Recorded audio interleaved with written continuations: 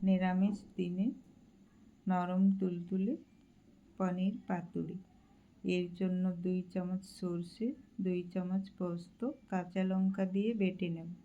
পনিরের মধ্যে বেটে রাখা সরষে পোস্ত বাটা, পরিমাণ মতো নুন, হলুদ, একটু চিনি, কাশ্মীরি লঙ্কার গুঁড়ো, কাঁচা লঙ্কা কুচি, সরষের তেল দিয়ে মেখে 5 মিনিট মতো রেখে নেব।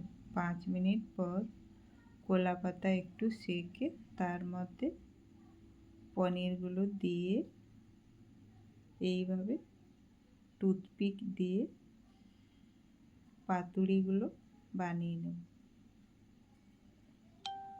এইভাবেই সব পাতুড়িগুলো বানিয়ে নেব। এরপর তাওয়ার মধ্যে একটু তেল দিয়ে পাতুড়িগুলো দিয়ে ঢাকা দিয়ে মিডিয়াম আঁচে 5 মিনিট মতো রেখে, সিমে রেখে আবার কিছুক্ষণ উল্টে পাল্টে